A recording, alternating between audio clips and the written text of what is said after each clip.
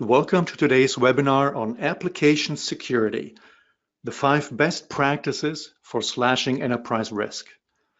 Thank you for joining us and taking time out of your busy schedules. Today's webinar is brought to you by Security Innovation. Security Innovation is a leader in software security with over 1/3 of the Fortune 100 relying on Security Innovation's assessment and training solutions to protect their brands. My name is Holger Schulze. I am the founder and CEO of Cybersecurity Insiders, the 400,000 member online community for cybersecurity professionals. And I'll be your moderator today. Now it is my pleasure to welcome our featured presenter, Ed Adams. Ed is a software quality and security expert with over 20 years of experience in the field. He served as a member of the Security Innovation Board of Directors since its inception in 2002 and took over as CEO in 2003. Welcome, Ed. Thank you for presenting today. Thank you, Holger. Looking forward to it. Excellent. All right, let's start with taking a quick look at today's agenda. First, we will review a few of the key findings of the recent application security report produced by Cybersecurity Insiders and Security Innovation. And after reviewing, the state of application security, Ed will dive deeper into the 5 best practices for, slashing risk, including threat modeling, risk rating of applications, training, and more. Now, the application security survey I mentioned was conducted earlier in 2018 and collected responses from over 400 cybersecurity professionals, basically taking their pulse, right, regarding application security to reveal the latest trends, right, organizations' priorities and technology preferences. And as you can see, the results are coming from a representative sample and representative mix of organizations, industries, right, across company sizes and different IT security job roles. Now, let's dive into some of those key findings. In a nutshell, the survey confirmed that the majority of organizations still, rely on penetration testing and testing applications early in the development lifecycle. Most of these organizations manage application security themselves, right? And they're moderately confident in their application security posture. But a majority is still falling short of the necessary, policies and controls, right, required to defend against security threats. The biggest barrier to reducing risk is still a shortage of skilled security staff and a lack of, security awareness among employees.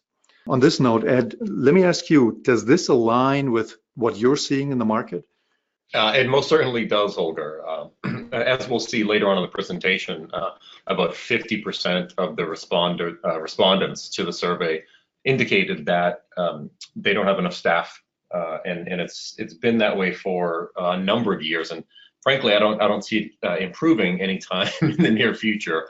And that's partly why these best practices for slashing enterprise risk focused on application security is all about efficiency, because everyone has to do more with less these days. That's exactly right. Moving on, when it comes to the maturity level of application security strategies, many organizations in our survey still have a long way to go. Nearly 1/3 of organizations here on the right side of the chart are doing little to nothing for application security. Only 7% of respondents said that their organization is on the cutting edge of application security, while only 26% characterize their company as being mature. Ed, any surprises here from your perspective? I'm really surprised that more than 1/4 are just touching the surface or doing nothing, even still. Having been in this industry now for over 15 years, I like to think that nothing surprises me anymore, but that one really did jump out at me. A quarter of organizations, doing basically bare minimum or nothing. Exactly, that is a scary surprise. Moving on, the good news is that organizations are realizing software is a big risk, right? It can be a risk to an organization. And one of the indicators showing that organizations are taking application security a little bit more seriously is the increasing willingness to put resources behind application security. As we can see here on the chart, the 50% slice of organizations that plan to increase their budgets, right, for application security, that's one of the highest rates we have seen in a while across virtually all security domains, right? And almost a quarter here says that their budgets will grow by more than 20%, right? That's a significant number. The next challenge, obviously, is where to spend the additional funds, right? Is it going to be people, right? Is it process or technology? And the question is, where will organizations see the biggest return, right? Ed, what are your thoughts on this? Well, first of all, as a security vendor, I'm thrilled to see that half of the respondents plan to increase their security budget next year, and then 25% of those by more than 20%, which is great. So I'm very happy about it. At the same time, I'm not surprised at this, and partly because we've had so many horrific data breaches and cybersecurity problems, especially over the last few years. Whether it's credit unions or large retailers, everyone seems to be getting hit on a regular basis. And again, as a security vendor, I feel a bit guilty about that, because it's sort of like the weatherman that's hoping for a tornado or a hurricane because it's interesting for them. Just like cybersecurity spend going up means that there are some real problems in the world, and although it's good for security vendors who will reap some of the benefit, it means that there's a lot of attacks that are being successful. All right, that sounds good. Do you want to tell us a little bit more about some of the other key findings? Then I'm curious to learn about the 5 best practices. Absolutely, but let's start with a little bit about me. Your weatherman here. I am a CEO like yourself, Holger, by day. However, my training and a lot of my heart is still in the engineering world. I was trained as a mechanical engineer, spent time as that and a software engineer. You can see at the bottom of the slide here some of the work that I'd done previously, building non-lethal weapon systems. I am a privacy by design ambassador for the great country of Canada, and also a research fellow at the Ponemon Institute. Part of the reason that I like to mention that I'm an engineer by trade is because when I went from the mechanical engineering world into the software engineering world, I really thought people had just lost their minds, because there's really no concept of security at all. In fact, even quality was sort of a dirty word. And in the mechanical engineering world, safety, which is the analog to security in that world, it was just part of your job, and it was expected. As you're designing, as you're defining requirements, as you're building and then testing, safety was a factor at every single step of the way, and it just hasn't been the case in software for a very long time.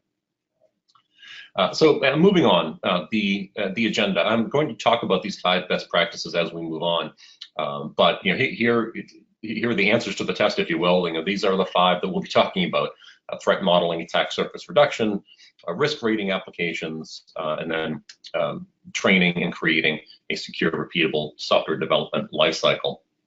And what I plan on doing is referencing some of this great research that your organization did, Holger, along the way, just to kind of really make a point as we're moving through and talking about these 5 best practices.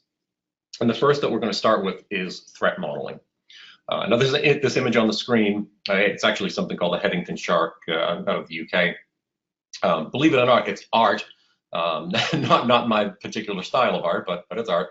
The reason that I like to use this is, if there happened to be a giant shark that plunged into the roof of your house, would you have to threat model for that? Typically, no, you don't have to threat model for that at all. But you certainly wouldn't have to do it if you lived 100 miles from the ocean. would be extraordinarily uncommon for this to happen anywhere, but if you're 100 miles from the ocean, even more so.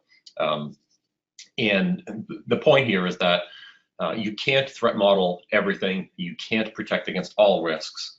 So doing so with some context in mind, for example, if you live in Iowa in the US, you don't typically have to deal with any type of ocean threat. And if you do, then we have some real serious problems. So one of the data points that cybersecurity insiders surfaced here is that a rush to release, which is a pressure that all software development teams feel, is a direct cause of programmers neglecting secure coding practices. And that's really unfortunate, but again, not completely surprising.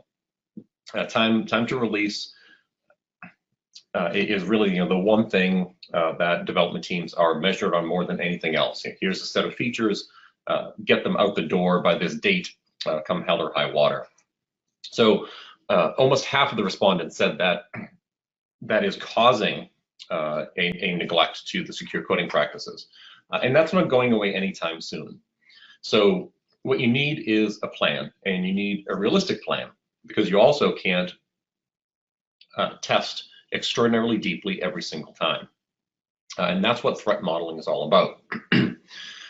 Another data point from your survey is, the question was, what are your biggest concerns when it comes to cybersecurity? And as you can see, there were 7 different answers that 25% or more of the respondents said were amongst the biggest concerns. Basically, that's pretty much everything. Protecting data, securing applications that you develop, securing mobile applications, malware, cloud applications, threat detection. It's all important. And that, again, not surprising, but everyone has limited staff and limited budget. So even though you might be worried or concerned about many different attack vectors, you have to be very prudent with your spending, and that goes in terms of both time and money. So how do you stay focused? And the answer, to me, is threat modeling. Threat modeling is a very simple type of activity that you can do. You can do it on a whiteboard, you can do it in your head, you can do it with a threat modeling tool for software applications that Microsoft provides. It's free, by the way, you can download it from their website. But basically, all threat modeling is identifying your key assets, determining how they might be compromised, and then building appropriate defenses to protect those assets.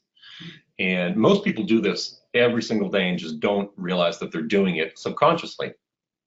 For example, when you leave your house, some people lock the door, and some people don't. Why would you lock your door? Well, to prevent someone from getting in. Or as someone recently told me at a trade show when I was making a presentation, they lock their doors to keep their teenagers from getting out. But similarly, folks will have an alarm system. Some people have an alarm system. Some people don't, because they live in a safer neighborhood, or they're not worried about intrusions. But even those that do have an alarm system on their house, most only put it on the first floor windows and doors, and not a second floor if your house has a second floor.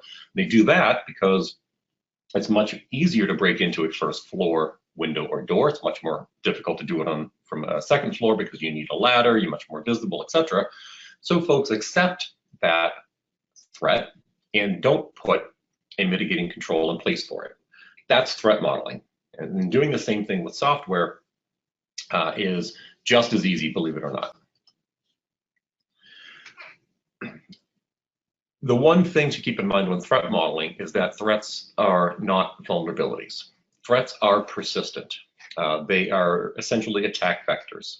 Yes. Someone that could break into my house is a threat. That's not going away, never. A vulnerability might be an unlocked door. If I lock my door, that's a mitigating control against that threat. So threats are not vulnerabilities. In conducting threat modeling is especially effective when you do it early on in the life cycle. Even if it's very simple things like Someone might guess my password. Well, what do I do to try to mitigate that threat? I create a strong password, or I use a password manager, or I encrypt or hide my password. Again, that's threat modeling that most people do on an everyday basis, and doing it for software is just as easy. These are characteristics of the high-performance application security organization, and colored very simply in red, yellow, and green. Red is and by the way, these are organizations that actually practice some type of application security controls or testing. Less than 25%, by the way, said that they do threat model, which again is a shame because it's a very high leverage activity that you don't need to spend a lot of time or money on, and it returns the highest bang for the buck, if you will. So the red, organizations that use a vendor scoring method. Now, vendor scoring methods are fine. They can at least give you a relative measure, either between one scan and the next, or across multiple applications. However, they have no context of your environment, of your risk, of your requirements, and they can't because they're just scanning products, and that's all that scanners do is just scan. So that's a lower maturity level from the high performance organization.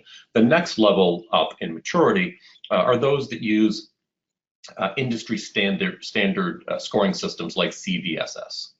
And then finally, the most mature or high performance application security organization are those that are using contextual risk strategies when it comes to application security.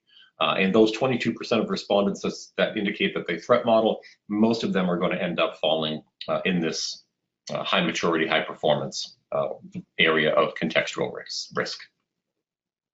Next, reducing your attack surface. And this very much goes hand in hand with threat modeling.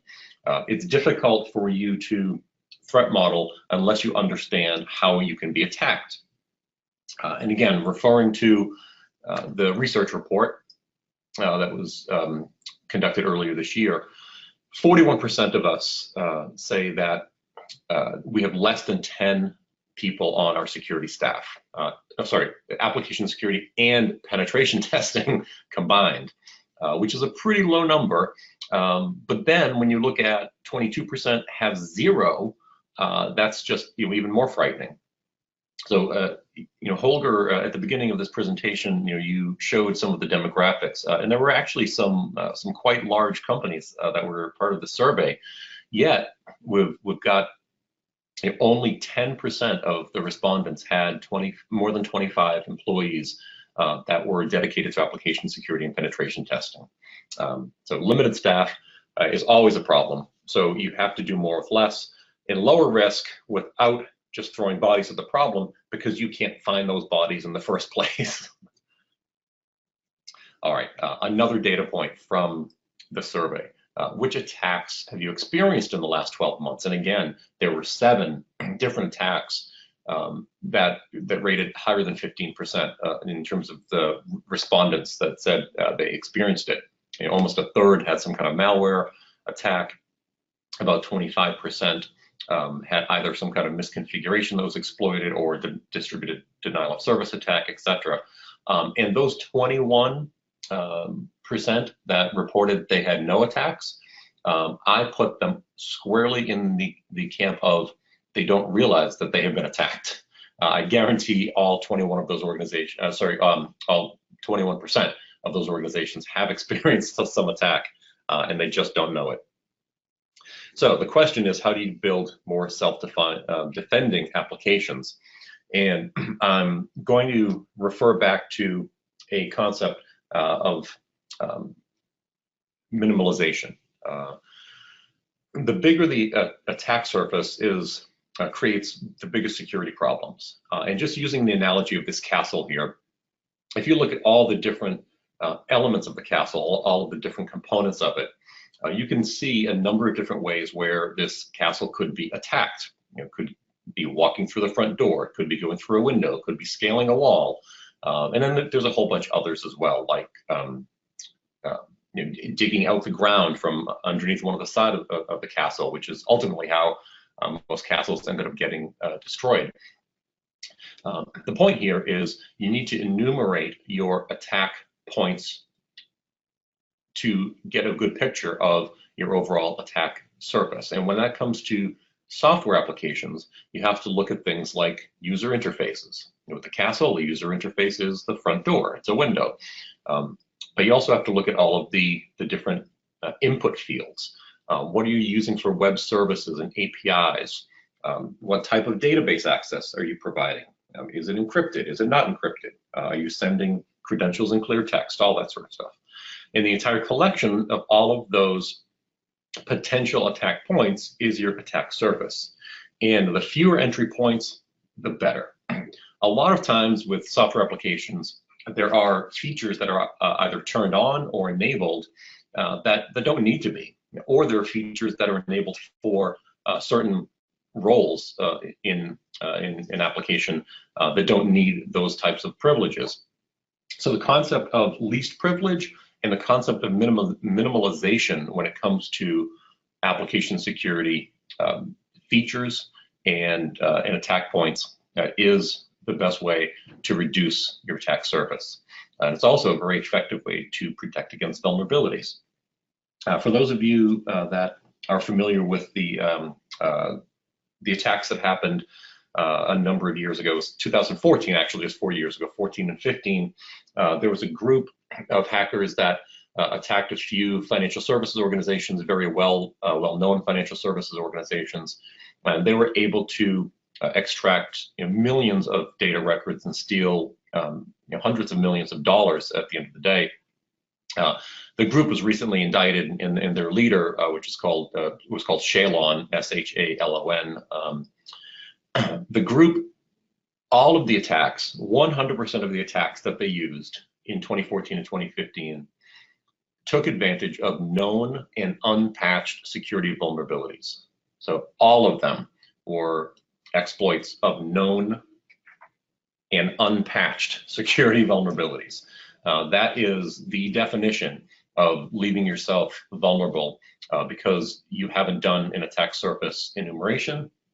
And as soon as you do an attack surface enumeration, one of the first things that is going to become evident is, are all of my software elements up to date? Are they patched? And if the answer is no, then you immediately have a potential problem. And by the way, don't forget about software that you don't own. It used to be the good old days, I'm reminiscing here, when organizations developed software, they actually wrote their own code. That is far from the truth today. There are loads and loads of open source libraries that are copied and pasted.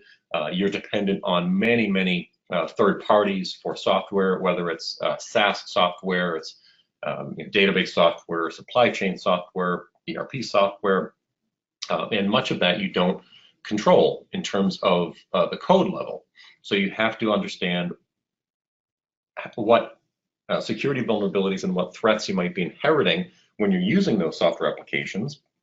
And you have to consider them as part of your attack surface and take the same approach of least privileged and minimalization. And for those of you that remember the Target data breach a number of years ago, you may or may not realize that it was actually a third-party software that was the initial entry point, and it was the main way that the attackers got onto the Target network. It was actually an HVAC, an air conditioning and heating and ventilation software from an Italian vendor, and again, very easily scanned to determine what are the default usernames and passwords that ship with that software. And one of the problems, or one of the mistakes that Target made, is they left that software not only publicly available, but with its default admin username and password, and that's a no-no. That's an easily solved attack point or attack vector, but a lot of times folks don't think about third-party software as putting you at risk. And in Target's case, it was the target brand that got damaged. It was the target customers' data that got stolen. They're the ones that took the hit for it. Their CEO lost, and the CIO and the CISO all lost their jobs. So third-party software is also a huge attack vector, and you need to be careful of it. Now, unfortunately, as you can see here, only 41% of respondents identify and test all third-party software. 27% have a policy but don't enforce it, and then the rest don't even have a policy for third-party software or don't know. And if they don't know, most likely they don't have a policy for it. All right, so we've talked about identifying and reducing your attack surface, and we've talked about threat modeling. Next, I want to talk about risk rating applications. And again, it goes hand in hand with not enough time, not enough money. Here's an example of a security investment made in the wrong place. Why put a bar and a gate down on front of a driveway when there's nothing else around it and people can just drive right around the gate? This is an image I've been using for years. Just to me, it says it all. Why spend the money and put that security control in place when it's not going to do you any good? Another data point from the survey. The question here is, which types of applications present the highest security risk to your business? And once again, pulling a number of different types of applications, whether it's customer facing, it's legacy, it's mobile, it's desktop, it's ERP systems, or even internal applications. There were 6 different types of applications that at least 23% of respondents said is creating the highest risk. So you can see it's pretty well distributed.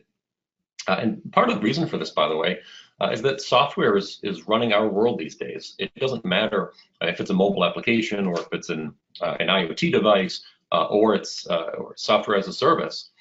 Software is the weakest point in any of our technology systems, and it is running all of those things, even the hardware. I'm speaking to you right now over a voice over IP phone. It's completely software controlled. Another data point. This one, again, quite disturbing. But when asked, how confident are you that you know all of the applications that exist in your organization? Only about 10% said that they're very confident.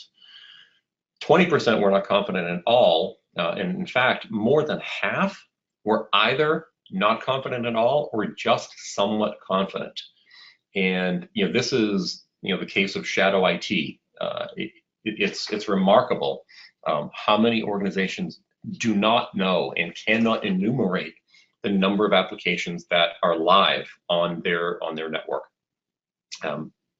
I happened to be at an organization just last week in San Francisco in the States, and they actually showed me exactly how many applications they have, and they even broke it down by type of application. We have this many mobile applications, this many IoT or embedded applications, this many web applications, and I was very impressed because that's not something I'd seen in many, many years. What you see here on the left-hand side is pretty common.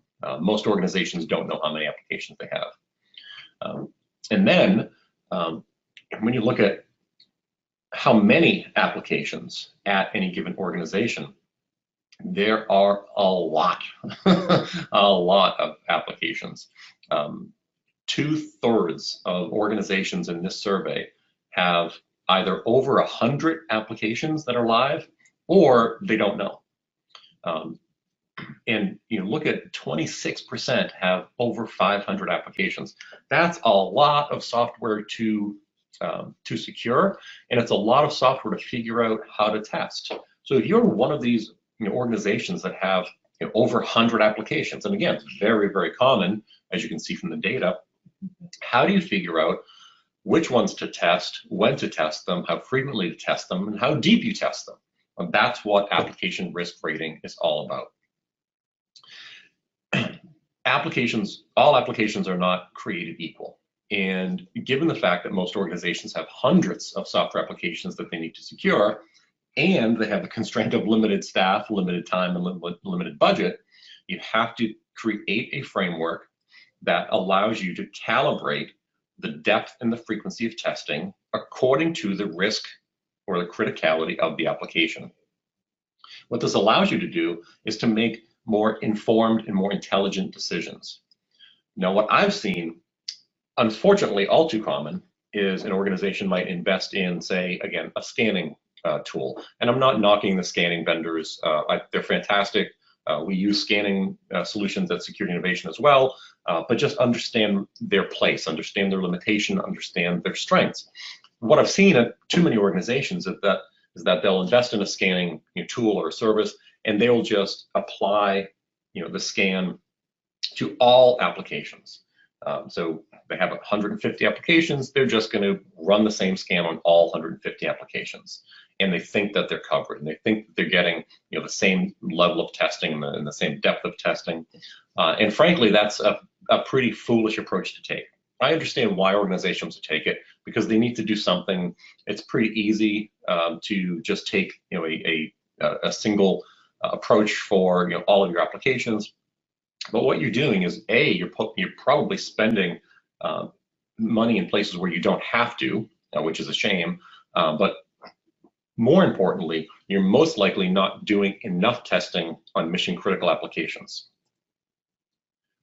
So if you look at just 3 simple tiers, tier 1 is mission critical, tier 3 is non-critical, and then tier 2 is just something in between. And I've provided a couple of examples here. Mission critical application would be something that handles sensitive data, highly sensitive data. There might be a lot of customer or regulatory requirements, and there's you need deep analysis, because if that application goes down, it's going to cause a lot of pain for you, and you don't want to experience that pain. And to me, I just think of Amazon.com. Well, what happens if Amazon.com goes down? They lose a lot of money. Their customers get very frustrated. That would be a bad thing. And that did happen. If folks remember, a couple of years ago, the distributed denial of service attack on Dyn, D-Y-N, it took out about 1/3 of the internet for a couple of days, and people were freaking out. Again, software vulnerability was at the genesis of that attack. Attackers took over and exploited millions of unsecured IoT devices like IP-enabled cameras and digital video recorders, and used them to flood the Dyn servers with traffic. And because Dyn's business was routing DNS, or domain name servers, essentially translating Amazon.com into the IP address that it actually goes to Amazon.com, their entire business fell apart, and as a result, about 1/3 of the internet went black for a couple of days. Next level down, tier 2, a semi-critical application. It might have some sensitive data. There might be some compliance or legal requirements, but what you're looking for there is a cost-quality balance. Those mission critical applications, you want to make sure you get really broad and deep coverage with it, because if it goes down or it gets attacked, it's big problems. There's less problems in semi-critical. And then a non-critical application, the example I gave here is a 30-day cashback website. Let's say I'm Best Buy or Sony, and for 30 days I'm going to put up a website, allow you to put in information if you bought a pair of speakers from Best Buy, and for the next 30 days you put in some information online, and we'll send you a check for $20. That's a non-critical application. Doesn't really have any sensitive data, short lifespan, et cetera, et cetera. Now, as you go from non-critical to critical, the ability to automate becomes more difficult. However, the sensitivity and the criticality of the application increases. The point here is that all applications are not created equal. So if you're just doing a simple web scan on all tier 3 applications, that's great, but you can't apply that same strategy to a mission critical application and expect that you're going to get completely covered. Here's an example of security testing depth and frequency It's just a simple chart that was created, again, using just 3 simple tiers, high, medium, low, or critical, high, low, whatever it is. And the first table up there, I just listed a few different characteristics. Is the data, how sensitive is it? Is it public? Is it private? Or is it restricted? What's the lifespan of the organization? What about regulatory, legal, and customer and compliance requirements? Is it customer facing or not, etc. And you can just apply a score. You choose 1 to 10, choose whatever scale you like for each one of those characteristics. Just go through all the applications that are in your portfolio or that you're aware of, and just score them, rate them, and you'll come up with a total score. And of that total score, you can then categorize them into 2, 3, 4, however many tiers you want.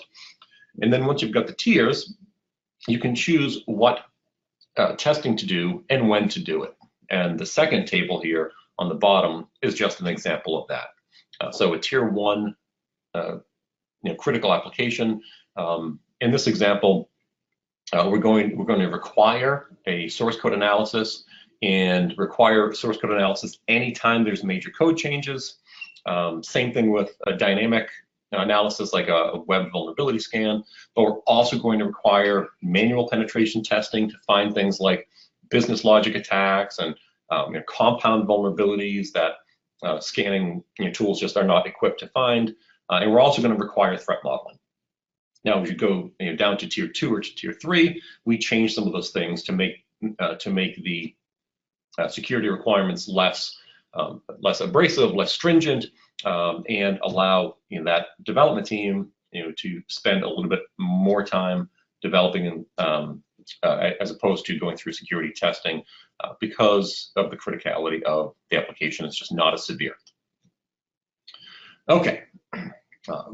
And I'm glad that, Holger, you asked this question in your survey. You asked organizations, how often do you test applications for threats and vulnerabilities? And as you can see, what is that, 30, 40, 42%, almost half, only test applications every 3 months or less frequently. And again, if that's what you want to do in your organization, that's fine. However, just keep in mind in between those tests, you're getting a lot of free penetration testing from the hacker community, even if you don't realize it. And then there are some organizations that test every time code changes, which is 19%. But you also see almost 20% of organizations that either never test or don't have any scheduled security testing. And again, that's a little bit disturbing, but hopefully what you've learned in the last few slides is that not all applications are built the same and they don't carry the same risk. So having a calibrated testing depth and frequency strategy for each application type or tier is the best practice that we're recommending here. All right, moving on. We've been talking about threat modeling, reducing attack surface, and risk rating applications. That's all sort of focused on testing, how to test, when to test, how deep to test. Now we're going to transition a little bit to talk about your staff. And the next best practice is training, and specifically role-based training. Again, leading with a question from the survey. Which inhibit your organizations from adequately defending against cyber threats? And the top 2, it was a tie, lack of skilled personnel and low security awareness amongst employees. Now, there were lots of other answers, lack of budget, lack of support from management, et cetera, but the top 2, lack of skilled personnel and low security awareness. Next question was asking about whether or not organizations have ample resources to fix vulnerabilities in a timely manner. And 53% reported that they don't. Excuse me. They either strongly disagree or disagree. More than half don't have ample resources. And that could be time, it could be budget, it could be staff to find and fix vulnerabilities. Too many organizations are relying on scanners. And again, not knocking scanners at all, but over-reliance on them is a very, very dangerous thing. And what they do is they scan. And not only can you open yourself up for missed security vulnerabilities, but every scanner that I've ever used, and all of us here at Security Innovation have used, they all produce some type of false positive, which means it will flag something as a vulnerability when it actually isn't. And that is, again, the definition of a time waste, because someone has to go through and validate and vet and curate those vulnerabilities. And if it's your development team, rest assured, they're going to be mighty unpleased chasing down reported security vulnerabilities that are not vulnerabilities, because it's impacting how they're measured, which is get those features out by this certain date and a certain time. And this find and fix hamster wheel, which is spinning constantly, is something that you want to break. You want to get off the hamster wheel. And the 3 previous best practices are great ways to do it. If you threat model, you reduce your attack surface, and you risk rate your applications, you'll know exactly where to spend your time with your limited staff and resources to get the most effective security assessment. Now, we also asked how organizations are currently training developers, and about 50% are using computer-based training, again, which is terrific. One thing that I was surprised to see is the 19% that reported interactive cyber ranges are being used. The reason that I was surprised to see this is not because cyber ranges are not useful. I think they're fantastic. And cyber ranges have become much more popular and in vogue over the past few years. However, the vast majority of cyber ranges that I've seen are network-centric or infrastructure-centric and not appropriate for developers. In fact, very few application security cyber ranges. But it is a fantastic way to reinforce training. In fact, the combination of computer-based training and an interactive cyber range, I always like to draw the analogy of it's similar to getting a golf lesson from a pro and then going to the driving range to practice. The driving range is the cyber range. The lesson from the pro is your computer-based training.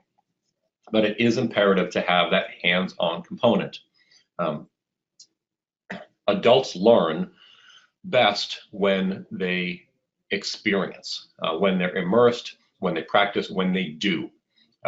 So sitting in front of a computer and getting some training is great, but there's only a certain amount that's going to stick in your head until you, and humans will never own it until they can practice it. It's also why products like Rosetta Stone for learning a new language it combines also computer-based training with an interactive component where you have to practice. And that's a real key. When it comes to training, thinking role-based and technology and task-based is critically important. And the reason that I say this is because just like applications, not all development team members are created equal. They do different things. And even within the same job role, like a developer, you need different types of training. A Java developer needs different training than a .NET developer. And they need different training than someone that writes mobile applications to be deployed on iOS and Android.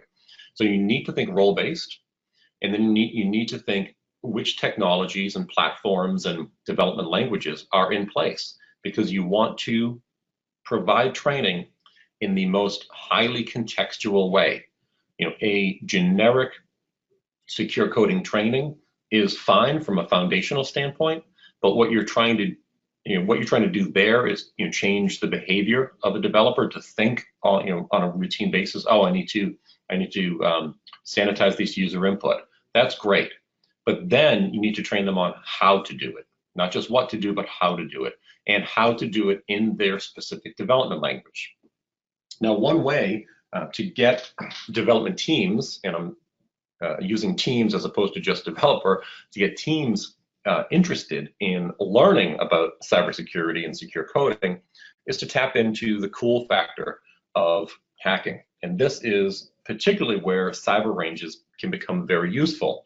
Cyber ranges can be organized and structured in a game sort of setting, or capture the flag type of event, where you can have development teams learning about security vulnerabilities in kind of a hack the app sort of way. And that's a great way for them to learn how applications get exploited and how they're vulnerable. And that is the first step for them to understand how to protect against those vulnerabilities. So if a developer is sitting there and they experience how a SQL injection attack is carried out, they can make that inferential leap, which is not a very difficult thing for them to do, to try to figure out how they would protect against that SQL injection attack. Is it sanitizing the input? Is it coding, et cetera, et cetera. Okay. So from a, here's just a quick checklist. Again, just choosing 4 main roles in software development team. Could be a team lead, a program, a product manager, and then I chose architects, developers, and testers. Each one of these folks have a job to do. Testers think of test cases and use cases, and developers think about building functional code. Well, it's a very simple overlay to add security to that. So architects, they need to choose components, they need to select databases and frameworks, because that is the blueprint that they're handing over to developers to then go and implement. Well, just think about choosing secure components and databases and frameworks that have security controls or mechanisms built into them. And developers, instead of just thinking about good functional code, consider security as an aspect of software quality. Just because you have good functioning code and high performing code doesn't mean you have secure code. In fact, it often doesn't. So it's a pretty straightforward overlay. And then for testers, I think this is the easiest change to make, because testers, by their nature, break stuff. And instead of just, again, breaking functionality or breaking performance, think about security as an aspect of software quality. What would an abuse case be instead of a use case? Here's an example of role-based learning paths. And again, I just chose 6 different roles, 4 developers, 1 architect, and 1 tester. And I chose 4 developers specifically so you can see how each developer, even though they may have some things that are in common, like fundamentals of secure development, it's very important to get into their technology stacks with as much context as possible. Creating secure AJAX code for ASP.NET, creating secure jQuery code, creating secure code in Objective-C or Swift or Java for Android, etc. Is very important to have that not just role-based, but also technology-based learning path. All right. The 5th of 5 best practices is creating and then maintaining a secure and repeatable software development lifecycle. Again, referring back to the survey, what secure development initiatives do you currently deploy? 39, 35, and 35% put in some type of control, whether it's a security code review every time code is checked in, or a role-based education program, which is great for those 35% that said that, and then 35%, some kind of process to track third-party or open source code, which is fantastic. That's great. 18% do nothing. And again, very disturbing. I applaud their honesty. But if you think about 1 out of every 5 organizations don't have any type of secure development lifecycle initiative, you can really understand why there are so many successful data breaches. And of those folks that do have some type of secure development process or tooling, the vast majority of them are relying on technology solutions or tools, whether it's a web application firewall, it's a vulnerability scanner, or anti-malware software. That's the majority of respondents. That's what they're doing. Of the manual techniques that were listed, as you can see, none of them scored even 40%. Secure code reviews, secure coding guidelines, developer training, threat modeling, none of them scored even 40%. The manual techniques, these are the ones that are going to give you the deepest type of assessment and deliver the best return on that investment when it comes to reduction of security vulnerabilities and up-leveling the skill set of your team. So even though manual techniques are not the most common, they are, in fact, the most valuable and return the best results. Vulnerability scanning, 69% of folks doing it.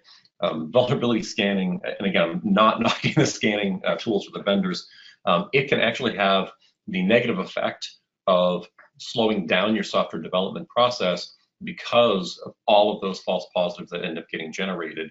And if you're scanning on a regular basis, you're going to overwhelm your defect management system and your development team with things that are literally time wasters and eventually will get tuned out. And we've seen that happen all too often.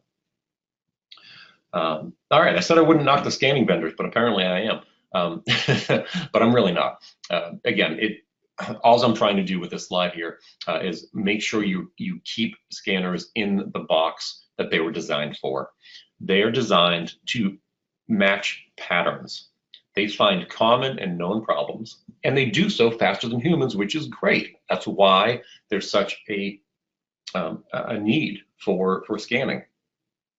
One of the biggest problems, however, is that you might run a scan, it will find security vulnerabilities that are legitimate, but your developers still don't know how to fix the vulnerabilities. That goes back to best practice number 4, which is role and technology-based training for your development teams. And keep in mind, 80% of software bugs or software defects are introduced in the requirements and design phase. This is something that was first documented by Steve McConnell in, I believe his book was called Code Complete. 80% of defects are introduced before a single line of code is even written. It's like having a flawed blueprint and then trying to build a house. It just isn't going to work, and software is no different. Penetration testing, the third bullet on here, it is a great way to verify security was implemented correctly. However, most organizations use it as a software quality measure. It's not an activity in which you should be finding the majority of the problems. Penetration testing should be a validation step that you've done things properly. And it might sound like a subtle difference, but it's a very important difference to think about. I mentioned the overlay of security on top of core software development lifecycle activities. And here, typical software development lifecycle, you define things, you design things, you code things, you test things, you deploy things, and then you maintain them. And at each one of these phases, there is a logical security overlay that can just be added to what the development team is doing during development or test or even deployment. Microsoft, they did this a number of years ago, but it's fantastic data. What they did is they put their Windows team and their SQL Server team through training, and they measured number of vulnerabilities before and after the training. They then went and calculated how much each vulnerability cost Microsoft in terms of developer time to fix, to patch, updating customers, etc. So they got a true ROI. It's the only study of its kind that I've seen so far. But just looking at the simplest data point, the simplest metric, they were able to see a reduction of vulnerabilities from 45% to 91% after putting folks through secure development lifecycle training. And what that reduction of vulnerabilities means is more time for the developers to actually be writing the functional code, the performance code, and actually accelerated their software development lifecycle. Imagine that, security accelerating a software development lifecycle. It's exactly what Microsoft did. And I've got just one or two more slides before I turn things back over to you, Holger, and maybe open it up for some questions. I do want to let folks know how security innovation has helped clients over our 15 years and how hopefully we can help you if you need some assistance. I've talked about education and assessment a lot in this presentation, and those are two cores or two pillars of our solution set. And we do provide very robust application security training solutions, both in terms of computer-based training in the cyber range, and we do a tremendous amount of security assessments, whether it's application penetration testing, code review, design review, threat modeling, et cetera, et cetera. Just an example of a cyber range. We have 7 different application security cyber ranges, in fact, and this is the whole concept of learning by doing. So I won't spend much time on this. At the end of this webinar, as Holger mentioned, the slides will be made available, the replay will be made available. However, you could also get the complete application security report from Cybersecurity Insiders, which is chock full of fantastic data from that survey of nearly 500 organizations. I only touched upon a handful of the data from the research report. If you'd like a copy of this, feel free to contact me directly. My email address is on the screen. You can send an email to getsecure@securityinnovation.com. You can tweet me at AppSec. Yes, I did get that Twitter handle, which means I'm old and I've been at this for a while. But with that, let me turn things over to you, Holger, and see where we stand in terms of questions. Excellent. Thank you, Ed. And the first question, how do you know when you've considered, all threats? Well, you probably never will. But my advice here is just don't overcomplicate things. The whole purpose of threat modeling is to make your life easier and not harder. So don't overcomplicate it. Start from the most obvious and or most damaging threats that are going to compromise your key assets. And also keep in mind, there's no right or wrong way to threat model. You can, as I mentioned, you can use a whiteboard. You can download Microsoft's tool from their SDL site. I even think Microsoft still has a card game available, so you literally can get a development team in a room and play a game of cards. It's called Escalation of Privilege or something like that. It's a threat modeling card game. There's no right or wrong way to do it. The key is really focusing on the assets that you're trying to protect, and imagine how an attacker will try to get at them. And once you do those two activities, putting mitigating controls in place for each one of them, it becomes an interactive and actually kind of a fun exercise. But remember to update your threat models as new threats emerge as well. That's one thing that folks need to remember. If you do threat modeling on an application and you actually have a threat model, you might document it in a flow chart or a diagram or something like that. When a new threat emerges, something like Heartbleed, for example, take a look at your threat model and determine, oh, am I susceptible to this new threat? And oftentimes you'll be able to determine very quickly yes or no. And if the answer is no, great. If the answer is yes, go right back into threat modeling. What mitigating control would I put in place to protect against this threat? Excellent, very good. I think we have time for one more question. Okay. And the question is, generally speaking, which application platforms do you feel carry the most inherent risk from a technology or deployment perspective? Oh, right. Well, that's an easy one for me. If I look at all the different types of software applications, whether it's web or mobile or cloud or IoT, IoT sticks out to me head and shoulders above all the rest as the most troublesome.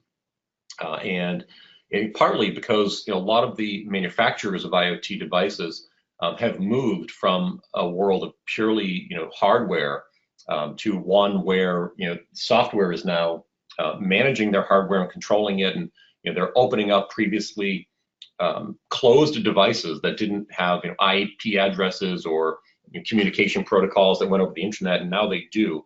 And a lot of times they just don't have the right staff, so they end up writing these software programs for the IoT devices, and they don't know how to secure them. And this is exactly the problem that Dyn experienced with their distributed denial of service attack a couple of years ago. And millions of IoT devices were compromised because they didn't have any security measures in place, or they just had default usernames and passwords that were easily discoverable. So that's an easy one for me, Holger. IoT all the way. Excellent. Now, as we're closing this webinar, I would like to thank all of you for joining us. I hope you enjoyed today's presentation. Ed, many thanks to you for sharing your insights on application security and how to reduce enterprise risk. Thank you, Ed. Thank you, Holger, and thank you all for listening. Excellent. This concludes today's session. I hope we will see all of you again at one of our future webinars. Thanks, everyone. Have a great day.